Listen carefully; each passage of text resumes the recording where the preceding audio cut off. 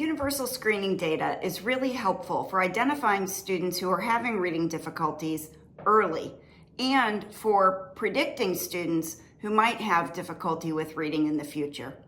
I'm Stephanie, and I support educators to improve student outcomes by learning about and implementing the science of reading. If you are interested in what we do here, leave a like on this video and subscribe to Reading Science Academy. I'm going to talk through a couple of common scenarios for students in grades 3 and above. After you've collected universal screening data with students in 3rd grade and above, you're likely to find some students who are having difficulty with reading comprehension. But just the screening data alone isn't going to tell you what to do with those students in terms of instruction. In some cases, you might need diagnostic assessment to follow up and pinpoint exactly what your instruction and intervention should focus on. So let me give you a couple of examples. Student 1, for example, is having difficulty with reading comprehension on the universal screener.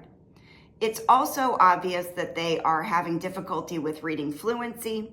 They're having difficulty with decoding, so they are not reading grade level text accurately. In this case, this is a student we want to follow up with a diagnostic decoding assessment.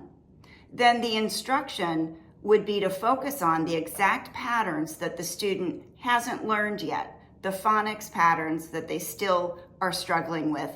It's that decoding problem that is impacting their fluency and then also making it difficult for them to understand what they read. In a second scenario, you might have a student who's also struggling with reading comprehension in grade level text on the screener. But in this case, the student is not a fluent reader, but they are an accurate reader. So no difficulty with decoding in grade level text.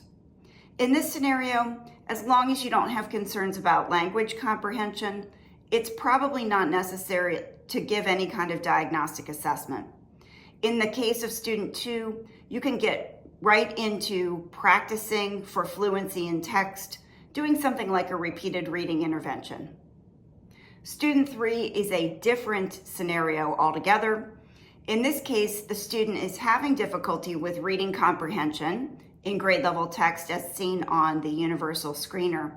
But this student is an accurate reader in grade level text. They are a fluent reader in grade level text, but they are still, for some reason, not understanding grade level text. In this case, the simple view of reading can help us understand that it might be due to difficulties the student has in the area of language comprehension. This is where you're going to want to follow up with a diagnostic of language comprehension skills. I like to use the Acadience Reading Diagnostic for Comprehension, Fluency, and Oral Language, or CFOL, we call it CFOL. It will give you the specific details about the student's skills in the areas of vocabulary, morphology, syntax, listening comprehension, and so on. And then you can follow up with instruction or intervention on any of those skills that the student has difficulty with on that diagnostic.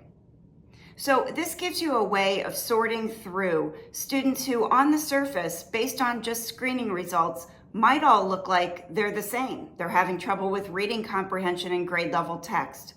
But going to that next step, doing problem analysis, in some cases getting diagnostic assessment data, that will help you to be much more targeted and therefore more effective with your instruction and intervention. If this video was helpful, leave a like and share it with an educator friend who's struggling with understanding how to use screening and diagnostic data with students in grades 3 through 6.